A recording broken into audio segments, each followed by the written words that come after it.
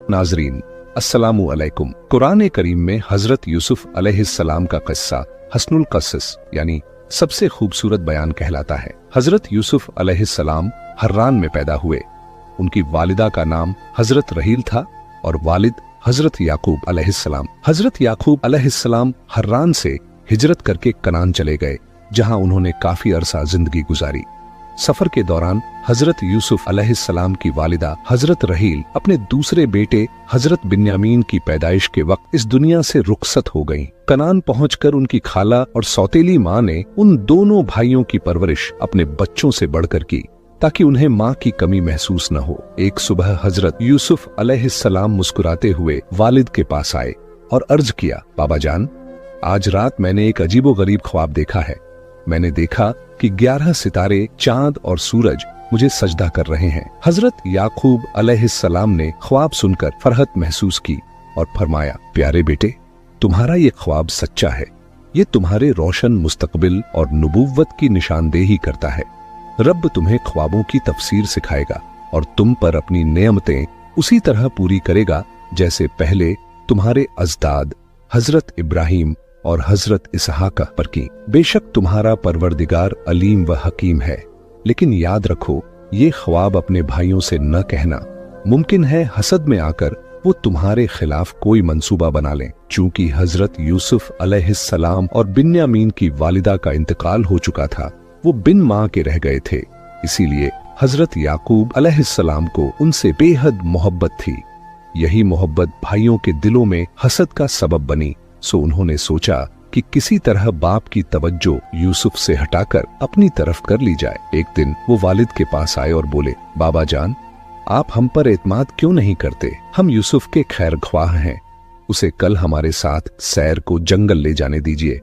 हम वादा करते हैं कि दिलो जान से उसकी हिफाजत करेंगे। हजरत याकूब अलैहिस्सलाम उनके छुपे हुए खतरनाक इरादों से वाकिफ थे, मगर खुलकर ये भी न कह सके कि मुझे तुम पर यकीन नहीं। लिहाजा उन्होंने रंज और गम से कहा, यूसुफ से जुदाई मुझे बेहद परेशान करती है और मुझे ये डर भी है कि कहीं तुम उसके हाल से गाफिल न हो जाओ और कोई भेड़िया उसे नोच न डाले। लेकिन यूसुफ के भाई चुप न रहे। उन्होंने जवाब दिया, अगर हमारी शुजाअत और कव्वत के बावजूद ऐसा हादसा हो जाए तो ये हमारी बदकिस्मती होगी। हजरत याकूब अलैहिस्सलाम ने ना चाहते हुए भी उनकी जिद पर हजरत यूसुफ को साथ ले जाने की इजाजत दे दी। हजरत यूसुफ अपने भाइयों के साथ अभी ज्यादा दूर भी न गए थे कि उनके चेहरों से दुश्मनी और गुस्से के नक्श जाहिर होने लगे। उन्होंने यूसुफ अलैहिस्सलाम को पीटना शुरू कर दिया और यहाँ तक कि उन्हें कत्ल करने का इरादा कर लिया। यूसुफ अलैहिस्सलाम ने गिड़गिड़ाकर इल्तिजा की, मैं तुम्हारा छोटा भाई हूँ, मुझे कत्ल मत करो। लेकिन हसद की आग उनके दिलों में इतनी भड़क चुकी थी कि रहम का नामो निशान मिट चुका था। तब भाइयों में से एक ने कहा, यूसुफ को कत्ल करने के बजाय बेहतर है कि उसे किसी कुएं में डाल दें। चलते चलते वो कनान के एक गहरे कुएं पर पहुंचे। यूसुफ अलैहिस्सलाम बहुत रोते रोते दुआ और फरियाद करते रहे, लेकिन उनकी आहें भी भाइयों के सीनों में जलती हुई हसद की आग को ठंडा न कर सकी। वहां उन्होंने यूसुफ अलैहिस्सलाम की कमीज उतार ली और उन्हें जबरदस्ती कुएं में फेंक दिया। फिर आपस में कहने लगे, अब बाप का दिल यूसुफ की मोहब्बत से खाली हो जाएगा और उनकी सारी तवज्जो हमारी तरफ होगी। मगर तकदीर उनकी चालों पर हंस रही थी। शाम ढलते ही वो सब रोते धोते बाप के पास लौटे। उनके हाथ में यूसुफ अलैहिस्सलाम की कमीज थी, जिस पर उन्होंने बकरी का खून मल रखा था। उन्होंने कमीज वालिद को दिखाकर कहा, बाबा जान, वही वाकया हुआ जिससे आप डरते थे। जब हम तीर अंदाजी में मशगूल थे, हमारी तवज्जो यूसुफ से हट गई। तभी एक भेड़िए ने उस पर हमला कर दिया और उसे चीर फाड़ डाला। ये रही उसकी खून आलूद कमीज और हमारी आंसू बहाती आंखें, जो इस हकीकत की गवाह हैं। लेकिन हमें मालूम है, चाहे हम सच भी कहें, आप हमारी बातों पर यकीन नहीं करेंगे।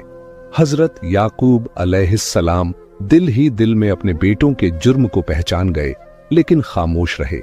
वो जानते थे कि अल्लाह ने यूसुफ अलैहिस्सलाम की तकदीर में जो लिखा है उसे कोई मिटा नहीं सकता। उन्होंने बस इतना कहा, तुम्हारे नफ्स और हसद की आग ने तुम्हें एक नाजायज काम पर उभार दिया है।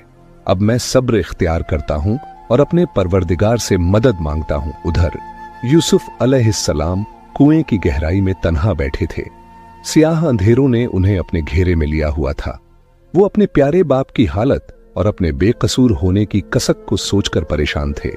उनकी मासूम आंखों से आंसू बह रहे थे और उनके लबों पर बेबसी की सिसकियां थीं। इसी दौरान मिस्र जाने वाला एक काफिला उस सरजमीन पर आ पहुंचा और वहां पड़ाव डाला। उन्होंने पानी भरने के लिए एक गुलाम को कुएं पर भेजा। गुलाम ने डोल कुएं में डाला और जब उसे ऊपर खींचा तो देखा कि पानी की जगह एक हुस्न से रोशन लड़का डोल से लटक रहा है, जिसका चेहरा चांद के टुकड़े जैसा चमक रहा था। गुलाम की हैरत और खुशी का कोई ठिकाना न रहा। उसने ऊंची आवाज में पुकारा, आओ देखो, मैंने कुएं से एक लड़का निकाला है। ये सुनकर काफिले के लोग दौड़कर कुएं के पास जमा हो गए। वो दहशत और हैरत से यूसुफ अलैहिस्सलाम को देखने लगे। फिर उन्होंने फैसला किया कि इस लड़के को मिस्र ले जाकर गुलाम बनाकर बेच दिया जाए। इसी वक्त यूसुफ अलैहिस्सलाम के भाई भी वहां आ पहुंचे ताकि देखें उसके साथ क्या हुआ।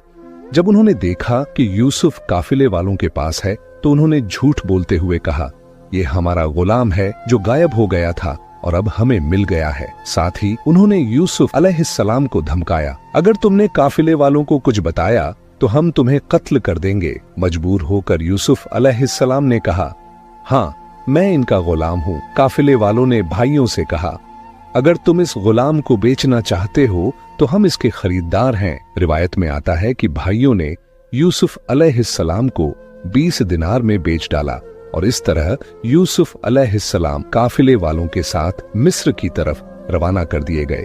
काफिला सफर तय करता हुआ मिस्र पहुंचा और वहां उन्होंने यूसुफ अलैहिस्सलाम को बाजार में बहुत कम कीमत पर बेच दिया। उन्हें अजीज मिस्र, जिसका नाम फुतिफार था, ने खरीद लिया। अजीज मिस्र ने अपनी बीवी से कहा, मैं देखता हूँ कि ये नौजवान बेहद काबिल, शरीफ और नेक है। तुम्हें चाहिए कि इसका अच्छा ख्याल रखो और इसकी आराम व खुशी के सारे जरिया मुहैया करो। मुझे उम्मीद है कि ये आइंदा हमारे लिए बहुत काम आएगा या हम इसे अपना बेटा बना लेंगे। इस तरह हजरत यूसुफ अलैहिस्सलाम को मिस्र में एक आला मकाम हासिल हो गया। उन्हें घर के तमाम गुलामों और खिदमतगारों पर पूरा इख्तियार दिया गया और हर काम उनकी मर्जी से अंजाम पाता। धीरे धीरे यूसुफ अलैहिस्सलाम जवान हुए।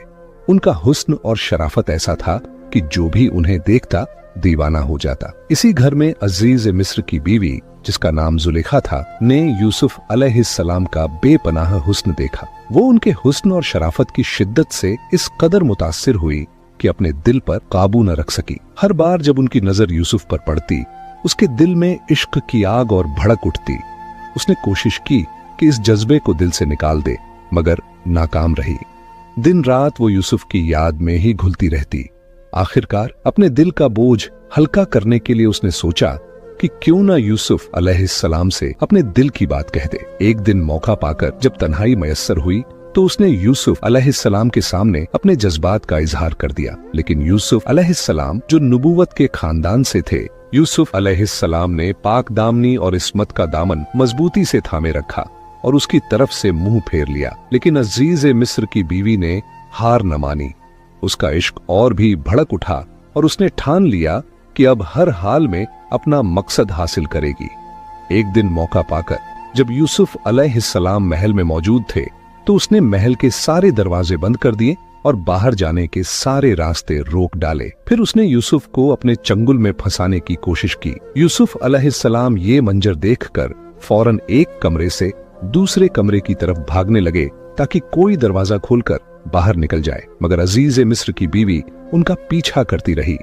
पीछे से उसने यूसुफ की कमीज का दामन पकड़कर जोर से खींचा, जिससे उनकी कमीज पीछे से फट गई। उसी वक्त अजीज मिस्र दरवाजे पर दाखिल हुआ। उसके सामने एक ऐसा मंजर था कि वो हैरान रह गया।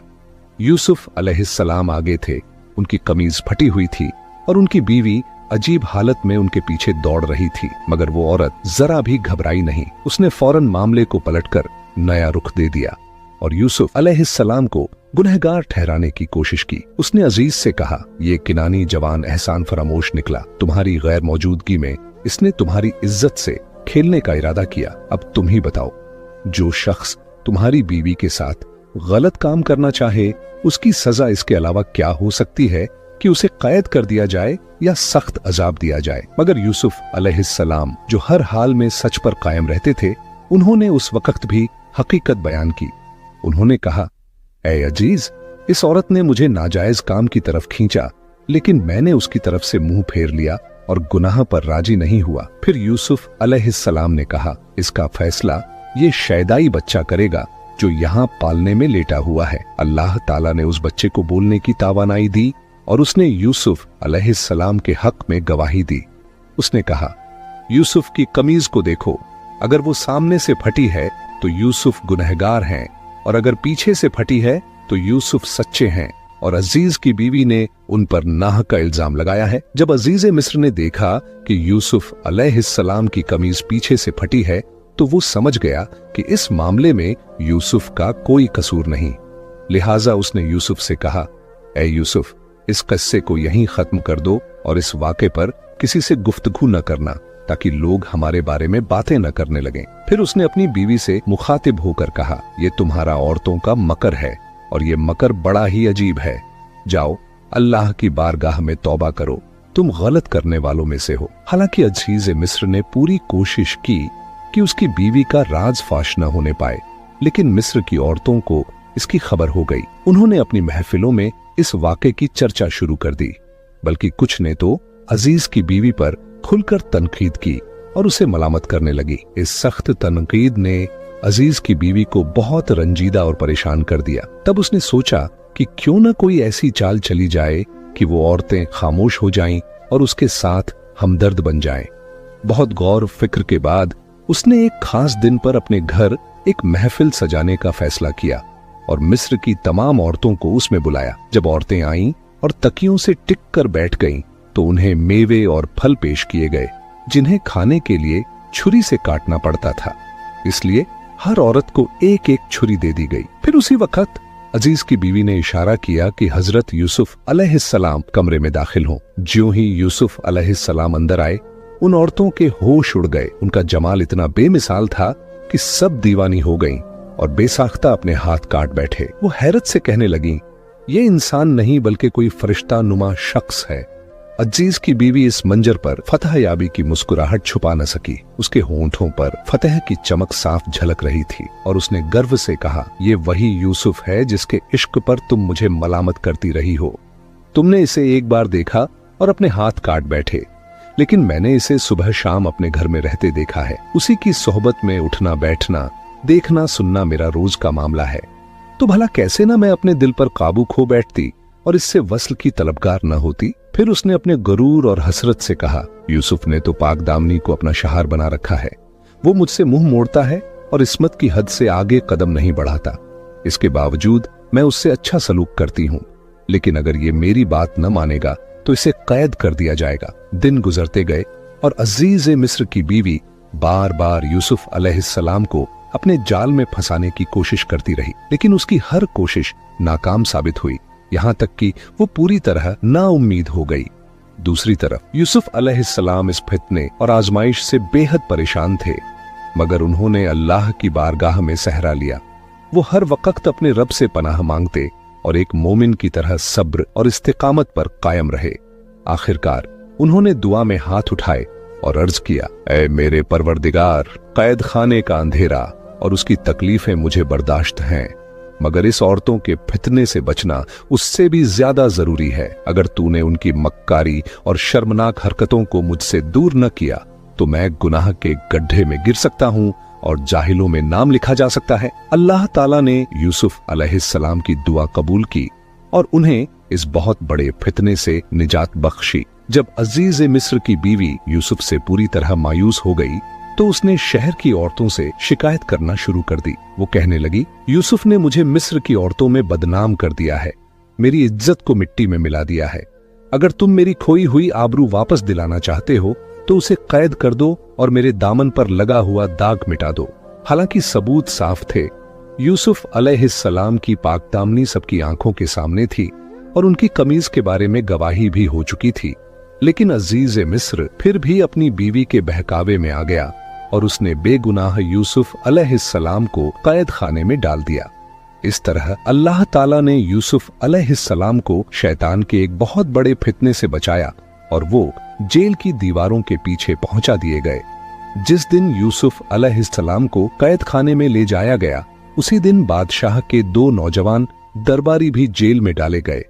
उनमें से एक बादशाह का प्याला भरने वाला था और दूसरा उसका नानबाई। उन दोनों पर इल्जाम था कि वो बादशाह को झड़ देना चाहते थे। दूसरे ही दिन उनमें से एक यूसुफ अलैहिस्सलाम के पास आया और अर्ज किया, मैंने ख्वाब देखा है कि मैं अंगूर का रस निचोड़ रहा हूँ। फिर उसके साथी ने कहा, मैंने भी ख्वाब देखा है कि मैंने कुछ रोटियां अपने सर पर उठाई हुई हैं और परिंदे उन्हें नोच नोच कर खा रहे हैं। उन्होंने हजरत यूसुफ अलैहिस्सलाम से दोनों ख्वाबों की ताबीर पूछी और कहा, आप हमें नेक आदमी मालूम होते हैं और आपके चेहरे पर सच्चाई और नूर साफ झलकता है। यूसुफ अलैहिस्सलाम ने ये देखा कि दोनों आदमी उनकी बात सुनने के लिए दिलचस्पी और तवज्जो रखते हैं। उन्होंने मौका गंवाया नहीं और जेल की तंग दीवारों के बीच दावत-ए-हक शुरू कर दी। उन्होंने फरमाया, मैं तुम्हारे ख्वाबों की ताबीर तुम्हारे खाना खाने से पहले बता दूंगा। ये इल्म उन इल्मों में से है जो अल्लाह ने मुझे अता किया है। उसने मुझे ख्वाबों की ताबीर करना सिखा दिया है।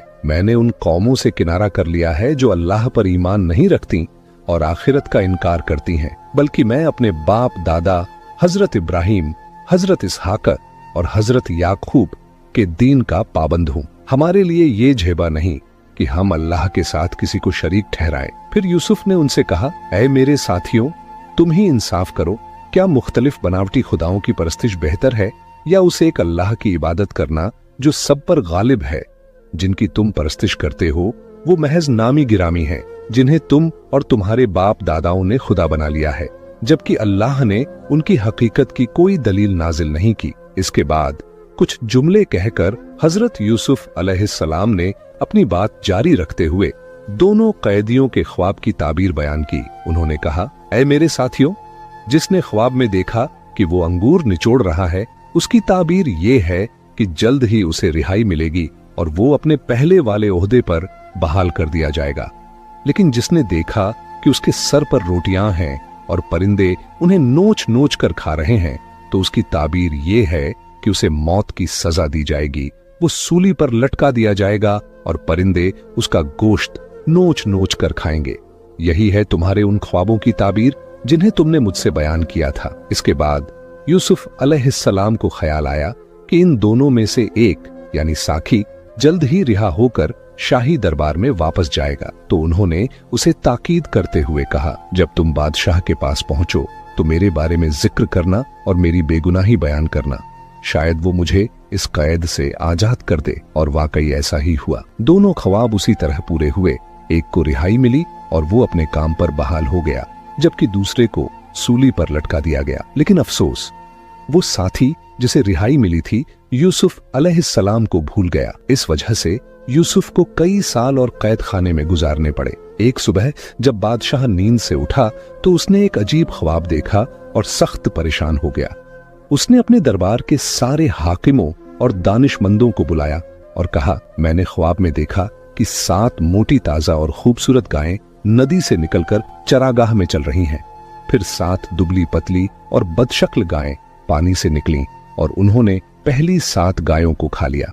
फिर मैंने देखा कि अनाज के 7 हरे भरे खेत हैं और 7 सूखे और बंजर खेत भी नजर आ रहे हैं। ख्वाब बयान करने के बाद बादशाह ने उनसे कहा, अब तुम लोग बताओ, इस ख्वाब की ताबीर क्या है? दरबारियों ने बहुत सोचा, मगर वो इस ख्वाब की ताबीर तक न पहुंच सके।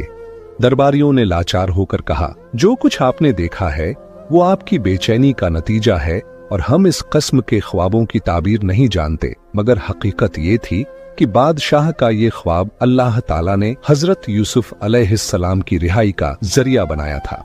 चुनांचे इस ख्वाब ने साखी को यूसुफ अलैहिस्सलाम की याद दिला दी और उसे कैद खाने में बिताए गए वाक़े का ख्याल आया। वो फौरन बादशाह की खिदमत में हाजिर हुआ और अर्ज किया, बादशाह सलामत, आपके कैद खाने में एक बेहद अलीम, रोशन ख्याल और दानिशमंद शख्स मौजूद है जो ख्वाब की ताबीर बताने में माहिर है। अगर इजाजत दें तो मैं तहखाने तक जाकर उससे आपके ख्वाब की ताबीर पूछूं। साखी यूसुफ अलैहिस्सलाम के पास पहुंचा और बोला, मुझे बताइए, अगर ख्वाब में देखा जाए कि 7 दुबली पतली गायें 7 मोटी ताजा गायों को खा जाती हैं और 7 हरे भरे और 7 सूखे खेत भी नजर आते हैं, तो इसकी ताबीर क्या है, ताकि मैं कौम को जाकर इससे बाखबर करूं।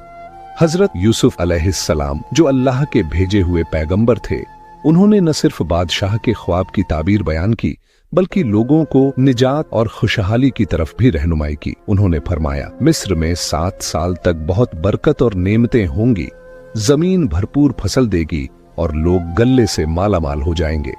मगर इसके बाद 7 साल सख्त कहत और तंगी के आएंगे, जब पिछले सालों का बचाया हुआ गल्ला ही काम आएगा और लोग शदीद परेशानियों से दो चार होंगे। अगर तुम चाहते हो कि इन सख्त सालों से बच सको तो जरूरी है कि पहले 7 सालों में ज्यादा से ज्यादा गल्ला उगाओ, उसमें से जितनी जरूरत हो उतना इस्तेमाल करो और बाकी को बोरी बोरे करके खजानों में जखीरा कर लो, ताकि जब कहत के दिन आए तो वही गल्ला लोगों के काम आ सके।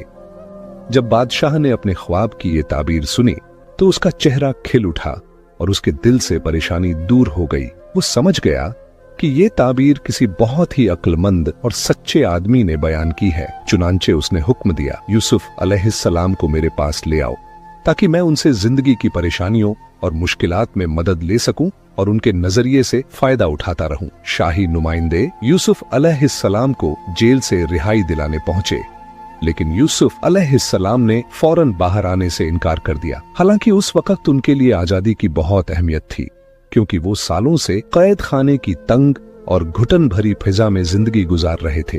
उन्होंने न खुले आसमान के सूरज, चांद और सितारों को देखा था, न आराम से सो पाए थे और न ढंग का खाना खाया था। मगर इसके बावजूद वो इस पर राजी न हुए कि उन्हें महज माफी के तौर पर रिहा कर दिया जाए। उन्होंने कहा, मैं तब तक जेल से बाहर नहीं आऊंगा जब तक बादशाह मेरे बारे में तहकीकात न कर ले, मेरी बेगुनाही साफ तौर पर साबित न हो जाए। बादशाह से कहो कि वो मिस्र की औरतों से पूछे उन्होंने अपने हाथ क्यों काटे थे और मुझे किस वजह से तंग किया था। शाही नुमाइंदे ने लौटकर बादशाह को यूसुफ अलैहिस्सलाम की ये बात बताई। बादशाह ने हुक्म दिया कि मिस्र की वो औरतें जिनके नाम यूसुफ अलैहिस्सलाम ने बताए थे, दरबार में बुलाए जाएं। जब उनसे हाथ काटने के बारे में पूछा गया तो हकीकत बयान करने के सिवा उनके पास कोई चारा न था। सबने खुलकर गवाही दी, यूसुफ बेगुनाह हैं। अजीजे मिस्र की बीवी ने भी सच्चाई का इकरार कर लिया और अल्लाह की कसम खाते हुए कहा कि यूसुफ अलैहिस्सलाम पाक दामन हैं और उसने खुद ही उन्हें फंसाने की कोशिश की थी। इस तरह हजरत यूसुफ अलैहिस्सलाम इज्जत और सच्चाई के साथ कैद खाने से बाहर निकले। आजाद होने के बाद उन्हें बादशाह के महल में लाया गया। बादशाह बेसब्री से उनकी मुलाकात का मुंतजिर था। जब यूसुफ अलैहिस्सलाम दरबार में दाखिल हुए तो बादशाह ने उनसे देर तक बातें की। उसने उन्हें अक्लमंद, रोशन जहन और काबिल पाया। तब बादशाह ने कहा, ऐ यूसुफ, अब तुम्हारा हमारे दिल में बहुत बड़ा मकाम है। हम तुम पर पूरा पूरा भरोसा करते हैं। तुम जो ओहदा चाहो हम तुम्हें वहीं दे देंगे। यूसुफ अलैहिस्सलाम ने अर्ज किया, आप मुझे अन्न और खुराक का नाजिम बना दीजिए, क्योंकि मैं इस काम को ईमानदारी और तदबीर के साथ अंजाम दे सकता हूँ। फौरन बादशाह ने फरमान जारी किया कि मुल्क के सारे दरबारी और ओहदेदार यूसुफ अलैहिस्सलाम की इज्जत करें और उनके हुक्म को शाही हुक्म समझें। अब हजरत यूसुफ अलैहिस्सलाम ने अपने मनसबी फर्ज को अंजाम देने के लिए पूरी कोशिश शुरू की। वो जानते थे कि चंद साल तक तो जमीन भरपूर फसल देती है, लेकिन फिर अचानक पानी की कमी और कहत की सख्ती वजूद में आ जाती है। लिहाजा उन्होंने सोचा कि मौका गंवाने के बजाय पहले से तैयारी की जाए और लोगों को आइंदा सालों की परेशानियों से बचाया जाए। उन्होंने मिस्र के मुख्तलिफ इलाकों का दौरा किया ताकि हालात का जायजा लें और कामकाज के लिए जरूरी वसीले मुहैया कर सकें। जहां भी गए वहां के किसानों को हौसला और मदद दी ताकि वो अपनी जमीनों को अच्छी तरह आबाद करें और पैदावार बढ़ा सकें। इसके साथ साथ उन्होंने बड़े बड़े गोदाम तामीर करवाए जिनमें सैकड़ों मन गल्ला जमा करने की गुंजाइश थी। पहले 7 सालों में यूसुफ अलैहिस्सलाम ने लोगों की जरूरत के मुताबिक गल्ला बांटा और बाकी को सरकारी गोदामों में जमा कर दिया। नतीजा ये हुआ कि गोदाम गल्ले से भर गए। फिर जब कहत के साल आए, दरियाए नील में पानी की कमी हो गई और खेत सूख गए। मगर हजरत यूसुफ अलैहिस्सलाम की दूरंदेशी और तदबीर की बदौलत लोगों को खुराक में कोई मुश्किल पेश न आई। सरकारी गोदामों में उनकी जरूरत से ज्यादा गल्ला मौजूद था। इसी दौरान यूसुफ अलैहिस्सलाम ने अपनी निजी जिंदगी की शुरुआत भी की। उनकी शादी हुई और उनकी बीवी का नाम आसनेत था। उनसे 2 बेटे पैदा हुए, मनश्शा और इफ्राइम। उधर अजीज मिस्र का इंतकाल हो गया और उसकी बीवी जुलेखा मुफलिस और मोहताज हो गई। यहाँ तक कि लोगों से मांगने पर मजबूर हो गई। जबकि उस वक्त यूसुफ अलैहिस्सलाम मिस्र के अजीज के रुतबे पर फाइज थे। एक दिन लोगों ने जुलेखा से कहा, अजीज़े मिस्र, यूसुफ के रास्ते पर बैठ जाओ, शायद जब वो गुजरे तो तुम पर नजर पड़ जाए और वो रहम कर दें। जुलेखा ने पहले शर्मिंदगी से इनकार किया, लेकिन जब लोगों ने जोर दिया तो वो यूसुफ अलैहिस्सलाम के रास्ते पर बैठ गई। जब यूसुफ वहां से गुजरे तो उसने रोते हुए कहा, पाक है वो खुदा जो बादशाहों को अपनी मर्जी से गुलाम बना देता है और गुलाम को अपनी इताअत की वजह से बादशाह बना देता है। यूसुफ अलैहिस्सलाम ने उसे देखा और कहा, क्या तुम जुलेखा हो? उसने जवाब दिया, हाँ, मैं ही जुलेखा हूँ। यूसुफ अलैहिस्सलाम के हुक्म से उसे शाही महल में लाया गया। वहाँ उसने गमगीन आवाज में कहा, ये मेरे साथ ज्यादती नहीं थी, बल्कि मेरी अपनी गलती थी और कोई शख्स मेरे दिल की हालत न समझ सका। मैं आपकी मोहब्बत में मुब्तला थी। अल्लाह ने दुनिया में आपकी कोई मिसाल पैदा नहीं की। मैं आपके हुस्न पर फिदा थी।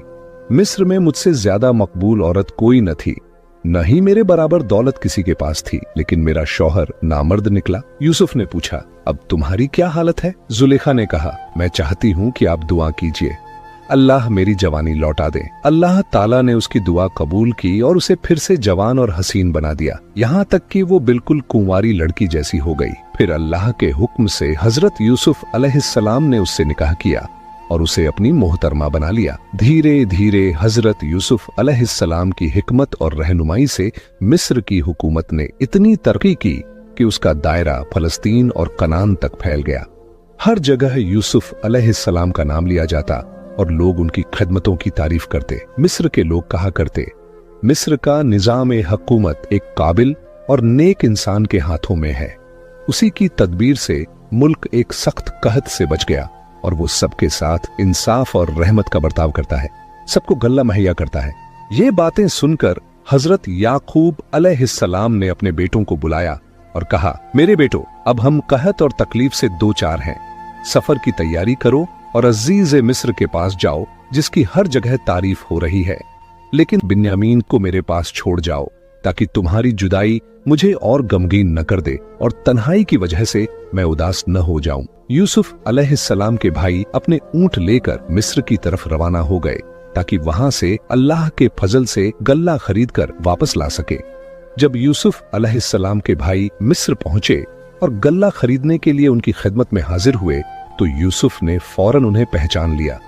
लेकिन वो उन्हें पहचान न सके, क्योंकि उन्हें यकीन ही न था कि यूसुफ अलैहिस्सलाम अभी जिंदा होंगे। इसके अलावा वक्त के गुजरने से उनके चेहरे में भी कुछ तब्दीलियां आ चुकी थीं। यूसुफ अलैहिस्सलाम अपने भाइयों को देखकर बहुत खुश हुए, लेकिन जब ये देखा कि उनका सगा भाई बिन्यामीन उनके साथ नहीं है, तो उनका दिल उदास हो गया। फिर भी उन्होंने पूरे दिल से भाइयों का इस्तकबाल किया और उन्हें मेहमान के तौर पर अपने पास ठहराया। गुफ्तगू के दौरान यूसुफ अलैहिस्सलाम ने कहा, तुम लोग हमें अपने घराने के बारे में बताओ। उन्होंने जवाब दिया, हम 12 भाई हैं और पैगंबर हजरत याकूब अलैहिस्सलाम की औलाद है। इस वक्त हम 10 आपके सामने मौजूद हैं और आपकी इनायत के उम्मीदवार हैं। हमारा एक भाई हमारे बुजुर्ग बाप की खिदमत के लिए उनके पास रह गया है और 12वां भाई बहुत अरसा पहले गुम हो गया था। सालों से हमें उसके बारे में कोई इल्म नहीं कि वो कहाँ है। यूसुफ अलैहिस्सलाम ने ये बातें सुनकर इत्मीनान की सांस ली, क्योंकि उन्हें अपने वालिद और सगे भाई की खैरियत की खबर मिली। उन्होंने हुक्म दिया कि भाइयों को गल्ला दिया जाए और इसके अलावा जो रकम वो लाए थे उसे खुफिया तौर पर उनकी बोरियों में रख दिया जाए। यूसुफ ने ये काम इस मकसद से किया कि उनके भाई जल्दी वापस आए और रकम का इंतजाम करने में अपना वक्त बर्बाद न करें। फिर बोरियां ऊंटों पर लाद दी गईं और यूसुफ अलैहिस्सलाम के भाई वापसी के लिए तैयार हो गए। उस वक्त यूसुफ ने उनसे कहा, जब तुम दोबारा आओ तो अपने छोटे भाई को साथ लेकर आना, ताकि मुझे इत्मीनान हो जाए कि तुमने जो कहा है वो सच है। लेकिन अगर तुम उसे साथ न लाए तो तुम्हें गल्ला नहीं मिलेगा और फिर कभी मेरे पास आने का इरादा भी मत करना। भाइयों ने जवाब दिया, इस बारे में हम अपने बुजुर्ग वालिद से बात करेंगे। हमें उम्मीद है कि वो मान जाएंगे और हम छोटे भाई को साथ ला सकेंगे। यूसुफ अलैहिस्सलाम ने उन्हें अलविदा कहा और वो खुशी खुशी कनान की तरफ लौट गए। जब वो अपने बाप हजरत याकूब अलैहिस्सलाम की खिदमत में पहुंचे तो अर्ज किया, बाबा जान, जैसा कि अजीज मिस्र के बारे में मशहूर है, हमने उसे बड़ा अलीम, शरीफ और नेक इंसान पाया। उसने हमारी बहुत इज्जत की, हमारा पूरा ख्याल रखा और हमें बहुत सहूलतें दी। लेकिन साथ ही उसने हमसे ये वादा लिया है कि हम अपने छोटे भाई बिन्यामीन को भी साथ लेकर जाएं, ताकि उसे यकीन हो जाए कि हमने जो कुछ कहा है वो सही है। हमारा मिस्र का सफर सिर्फ गल्ला हासिल करने के लिए था और किसी मकसद के लिए नहीं। ये सुनकर हजरत याकूब अलैहिस्सलाम ने फरमाया, मैं तुम्हें बिन्यामीन को साथ ले जाने की इजाजत हरगिज नहीं दूंगा। क्या तुम चाहते हो कि मेरे साथ वही करो जो पहले यूसुफ के साथ कर चुके हो? नहीं, बस मुझे मेरे हाल पर छोड़ दो और मुझ पर जबरदस्ती मत करो। फिर जब उन्होंने गल्ले की बोरियां खोली तो देखा कि जो रकम वो घर से लेकर गए थे वो भी उनमें रखी हुई है। ये देखकर वो खुश होकर अपने बाप के पास आए और बोले, बाबा जान, हमने झूठ नहीं कहा था। जरा अजीज मिस्र की इनायत देखिए, उसने हमारी अदा की हुई रकम भी अपने पास नहीं रखी बल्कि हमें वापस लौटा दी। लिहाजा आप गम न करें और हमारे भाई को हमारे साथ भेज दीजिए। हम दिलो जान से उसकी हिफाजत करेंगे और उसे सही सलामत आपके पास वापस ले आएंगे। जब हजरत याकूब अलैहिस्सलाम ने देखा कि उनके बेटों को गल्ले की सख्त जरूरत है और वो मिस्र जाने के लिए बेचैन हैं, इसके अलावा वो पहले ही अजीज मिस्र से वादा कर चुके थे कि छोटे भाई बिन्यामीन को साथ लाएंगे। इन हालात को देखते हुए उन्होंने आखिरकार इजाजत दे दी कि बिन्यामीन उनके साथ मिस्र चला जाए। लेकिन साथ ही उन्होंने उनसे वादा लिया कि बिन्यामीन को हर हाल में सही सलामत वापस ले आएंगे, सिवाय इसके कि कोई ऐसा हादसा पेश आ जाए जिसमें उसकी हिफाजत करना उनके बस में न रहे। सब भाइयों ने इस वादे पर अल्लाह को गवाह ठहराया और बिन्यामीन को साथ लेकर मिस्र रवाना हो गए। हजरत याकूब अलैहिस्सलाम ने उन्हें हिदायत की, जब मिस्र पहुंचो तो सब एक ही दरवाजे से दाखिल मत होना बल्कि अलग अलग दरवाजों से दाखिल होना। शायद उनका मकसद ये था कि उनके बेटे नजर ए बद से महफूज रहें और ये भी कि लोग उन पर शक न करें कि ये सब एक साथ दाखिल होकर कोई जासूसी या चोरी डकैती का इरादा रखते हैं। जब वो मिस्र पहुंचे तो दूसरी बार हजरत यूसुफ अलैहिस्सलाम से मुलाकात हुई। उन्होंने बिन्यामीन को अपने सामने देखा तो उनके दिल में खुशी की लहर दौड़ गई। उन्होंने हुक्म दिया कि दोपहर के खाने के लिए ज्यादा खाना तैयार किया जाए ताकि सब मिलकर खाएं। दोपहर के वक्त यूसुफ अलैहिस्सलाम अपने भाइयों को घर ले गए और उन्हें दो दो करके दस्तरख्वान पर बिठाया। बिन्यामीन अकेले रह गए तो उनका दिल भर आया और रोते हुए कहने लगे, अगर आज मेरा भाई यूसुफ जिंदा होता तो मैं अकेला न बैठता। यूसुफ अलैहिस्सलाम ये सुनकर तड़प उठे। उन्होंने बिन्यामीन को अपने पास बिठाया और दोनों ने मिलकर खाना खाया। जब रात हुई तो यूसुफ ने भाइयों को दो दो करके अलग अलग कमरों में ठहराया और बिन्यामीन को अपने पास रखा। उस वक्त यूसुफ ने कहा, क्या तुम ये पसंद करोगे कि यूसुफ की जगह मैं तुम्हारा भाई बन जाऊं? बिन्यामीन ने जवाब दिया, आप जैसे भाई का होना फख्र की बात है, लेकिन सगा भाई कहाँ मिल सकता है। लेकिन अफसोस इस बात का है कि आप याकूब और रहील के बेटे नहीं हैं। ये सुनकर यूसुफ अलैहिस्सलाम की आंखों में आंसू आ गए। उन्होंने बिन्यामीन को गले से लगा लिया और कहा, मैं ही तुम्हारा गुमशुदा भाई यूसुफ हूँ, जिसकी जुदाई में तुम गमगीन रहते हो। मैं ही हूँ वो जिसने भाइयों के हाथों तकलीफें उठाई, कई नाकामियों का सामना किया, मगर अल्लाह ने मुझ पर मेहरबानी फरमाकर मेरी सारी परेशानियां दूर कर दी और मुझे इस ऊंचे मकाम तक पहुंचा दिया। उन्होंने आगे कहा, फिलहाल तुम ये राज भाइयों से छुपाए रखना और उन्हें सच्चाई का इल्म न होने देना। फिर जब यूसुफ अलैहिस्सलाम के भाइयों ने गल्ला खरीदा और वापस जाने की तैयारी की तो यूसुफ ने बिन्यामीन को अपने पास रखने की एक हिकमत ए अमली बनाई। उन्होंने हुक्म दिया कि पानी पीने का सोने का प्याला बिन्यामीन की बोरी में रख दिया जाए। जब काफिला कुछ दूर निकल गया तो यूसुफ के एक कारकुन ने आवाज दी, ऐ कानान के लोगों, रुक जाओ, तुम कितने बुरे हो कि नेकी का बदला बुराई से दिया और अजीज का एहसान भूलकर उसका प्याला चुरा लिया। ये सुनकर याकूब अलैहिस्सलाम के बेटे वहीं रुक गए और कांपते हुए बोले, खुदा की कसम, हम शरारत की नीयत से यहाँ नहीं आए, हम चोर नहीं हैं। उनसे पूछा गया, अगर तुम में से किसी ने प्याला चुराया है तो उसकी सजा क्या होगी? उन्होंने जवाब दिया, हमें अपनी बेगुनाही का पूरा यकीन है। हमारे दीन और कानून के मुताबिक चुराने वाले शख्स को गिरफ्तार कर लिया जाता है और उसे अपना गुलाम बना लिया जाता है। इस गुफ्तगू के बाद बोरियां उतारी गईं और एक एक करके तलाशी ली गई। पहले बड़े भाइयों की बोरियां देखी गईं, फिर बिन्यामीन की बोरी खोली गई तो उसमें से सोने का प्याला निकल आया। सारे भाई मायूसी और गम में डूबे हुए यूसुफ अलैहिस्सलाम के सामने पेश हुए। पहले तो यूसुफ ने उन्हें डांटा और फिर कहा, तुम्हारे ही कौल के मुताबिक हम बिन्यामीन को अपने पास रखेंगे। ये सुनकर सब भाई गिड़गिड़ाने लगे और अर्ज करने लगे, ऐ अजीज, उसका बाप बूढ़ा और कमजोर है, आप हम में से किसी एक को रोक लीजिए और उसे आजाद कर दीजिए। मगर यूसुफ अलैहिस्सलाम ने फरमाया, हम ये नाइंसाफी नहीं करेंगे कि किसी बेगुनाह को रोक लें और चोर को छोड़ दें। अगर ऐसा करेंगे तो हम जालिम कहलाएंगे।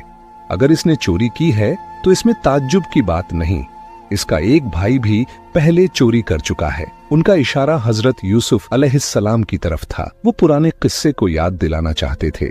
जब यूसुफ छोटे थे और उनकी वालिदा का इंतकाल हो गया था, उस वक्त उनकी खाला ने उन्हें अपने पास रखा और बहुत चाहा। लेकिन जब वो जरा बड़े हुए तो हजरत याकूब अलैहिस्सलाम उन्हें वापस लेने का इरादा करने लगे। उनकी खाला, जो यूसुफ से बिछड़ना बर्दाश्त न कर सकती थीं, उन्होंने एक चाल चली। उन्होंने यूसुफ को एक कमरे में बंद कर दिया और फिर इल्जाम लगाया कि यूसुफ ने उनका कमरबंद चुरा लिया है। उस जमाने के कानून के मुताबिक चोरी करने वाला शख्स कुछ अरसे तक चोरी करने वाले के घर रहकर खिदमत करता था। इस तरह उन्होंने यूसुफ को अपने पास रोक लिया। भाइयों ने अब उसी किस्से की तरफ इशारा किया। यूसुफ अलैहिस्सलाम ने उनकी बात सुनी, मगर अपने चेहरे पर किसी नाराजगी का असर जाहिर न किया। उन्होंने दिल ही दिल में कहा, तुम उससे भी बदतर हो और जो कुछ तुम कह रहे हो अल्लाह उससे खूब वाकिफ है। आखिरकार भाई बिन्यामीन की रिहाई से मायूस हो गए और वापस जाने का इरादा किया। लेकिन उनके बड़े भाई यहूदा ने कहा, क्या तुम भूल गए हो कि हमारे बाप ने हमसे वादा लिया था कि हम बिन्यामीन को हर हाल में वापस ले जाएंगे। खुदा की कसम, जब तक मेरे बाप इजाजत न दें या अल्लाह मेरे हक में कोई फैसला न कर दे, मैं मिस्र से बाहर कदम नहीं रखूंगा। यूसुफ अलैहिस्सलाम ने बिन्यामीन को अपना गुलाम बना लिया था। दूसरे भाई तो वापस कनान की तरफ लौट गए, लेकिन यहूदा और बिन्यामीन मिस्र ही में रह गए। जब याकूब अलैहिस्सलाम ने अपने बेटों को देखा तो वो बहुत खुश हुए, लेकिन ये खुशी अधूरी थी क्योंकि उनके साथ बिन्यामीन नजर नहीं आया। उन्होंने उसके बारे में पूछा तो भाइयों ने सारा माजरा बयान किया। यह सुनकर हजरत याकूब अलैहिस्सलाम बेहोश हो गए, जैसे उनकी रूह जिस्म से निकल रही हो। उन्होंने बेटों की बात का यकीन न किया और समझे कि इन लोगों ने फिर कोई चाल चली है, जैसी पहले हजरत यूसुफ अलैहिस्सलाम के मामले में की थी, जिसके गम में उनकी नजर जाती रही थी। उसी दर्द में उन्होंने फिर एक दर्दनाक आह भरी। फिर संभल कर अपने बेटों को हिदायत दी, जाओ मिस्र जाकर यूसुफ और उनके भाई को तलाश करो। अल्लाह की रहमत से मायूस मत होना। उनकी हिदायत के मुताबिक भाई तीसरी बार मिस्र रवाना हुए और फिर अजीज़े मिस्र के सामने हाजिर हुए। उन्होंने गिड़गिड़ाते हुए कहा, हम और हमारा पूरा खानदान तकलीफ और भूख में डूब गया है। हम थोड़ी सी पूंजी लेकर आए हैं, मेहरबानी करके हमें ज्यादा गल्ला दीजिए और हमारे भाई को रिहा कर दीजिए। अल्लाह नेकियों का बदला बेहिसाब देता है। ये बातें सुनकर हजरत यूसुफ अलैहिस्सलाम को अपना अतीत याद आया। उन्होंने कहा, क्या तुम्हें याद है तुमने पहले मेरे और मेरे भाई के साथ कैसी ज्यादती की थी? तुमने हमें जुदा किया और फिराक की आग में जलाया। भाई घबरा गए और शर्म से सर झुका लिया। फिर बोले, क्या आप वाकई यूसुफ हैं? हजरत यूसुफ अलैहिस्सलाम ने जवाब दिया, हाँ, और ये मेरा भाई है। देख लो अल्लाह ने हम पर कितना बड़ा एहसान किया है। बेशक जो सब्र करे और तकवा को थामे, अल्लाह उसे कभी झाया नहीं करता। भाइयों की आंखें भर आईं। उन्होंने माफी मांगी। यूसुफ अलैहिस्सलाम ने फरमाया, डरने की जरूरत नहीं, उम्मीद है अल्लाह तुम्हारे गुनाह बख्श देगा। फिर उन्होंने अपने भाइयों से पूछा, मेरे वालिद का क्या हाल है? उन्होंने बताया कि वह अब बहुत बूढ़े और कमजोर हो गए हैं, रो रो कर आंखों की रोशनी तक खो बैठे हैं। इस पर यूसुफ अलैहिस्सलाम ने कहा, ये मेरी कमीज ले जाओ और मेरे वालिद के चेहरे पर रखो, उनकी आंखें फिर से रोशन हो जाएंगी। फिर तुम सब यहाँ आ जाओ। भाई कमीज लेकर रवाना हुए। अभी काफिला मिस्र से ज्यादा दूर न निकला था कि हजरत याकूब अलैहिस्सलाम ने फरमाया, मुझे यूसुफ की खुशबू आ रही है। आसपास के लोगों ने कहा, खुदा की कसम, आप अब भी वही पुरानी मोहब्बत में हैं। अगर तुम मुझको बुजुर्गी का इल्जाम न दो तो मैं कहूँ कि यह वही है। कुछ देर में खुशखबरी लेकर लोग पहुंच गए। उन्होंने कमीज याकूब अलैहिस्सलाम के चेहरे पर डाल दी। उनकी आंखें फिर रोशन हो गईं। आपने फौरन कहा, क्या मैंने तुमसे न कहा था कि मैं अल्लाह की तरफ से वह जानता हूँ जो तुम नहीं जानते? बेटों ने अर्ज किया, ऐ हमारे वालिद, हमारे लिए मगफिरत की दुआ कीजिए, हम सचमुच खतावार रहे। उन्होंने दुआ के लिए हाथ उठाए और अपने रब की रहमत पर भरोसा किया। फिर सब अहले खानदान मिस्र की तरफ रवाना हुए। जब वो मिस्र पहुंचे और यूसुफ अलैहिस्सलाम से मिले तो उन्होंने अपने वालिद और खाला, क्योंकि उनकी असली वालिदा रहील का बचपन में ही इंतकाल हो चुका था, और उन्हें अपने शाही तख्त पर बिठाया। उनके वालिद, खाला और भाई और एक दूसरे से मिलकर सजदा ए शुक्र अदा करने लगे। यूसुफ अलैहिस्सलाम ने कहा, ये वही सपना है जो मैंने बचपन में देखा था और अल्लाह ने उसे हकीकत बना दिया। उसने मुझ पर कितनी बड़ी नेमतें फरमाई, मुझे कैद से रिहाई बख्शी, मुल्क मिस्र के खजानों की चाबियां मेरे सुपुर्द की और सालों की जुदाई के बाद हमें एक दूसरे से मिला दिया। ये सब कुछ मुझ पर और आप सब पर अल्लाह वहीद का फजल और करम है। दोस्तों, ये पूरा बयान कैसा लगा? अगर आपको अच्छा लगा हो तो इस वीडियो को लाइक जरूर कीजिए और अपने दोस्तों के साथ शेयर भी कीजिए। आपकी राय हमारे लिए बहुत कीमती है, इसलिए उसका इजहार कमेंट बॉक्स में जरूर करें और मोहब्बत के साथ सल्लल्लाहु अलैहि वसल्लम भी जरूर लिखें। और हाँ, आप दुनिया के किस शहर, किस कोने से ये वीडियो देख रहे हैं, अपने शहर का नाम भी कमेंट में जरूर बताएं। आपकी मोहब्बत और दुआएं ही हमें और हौसला देती है।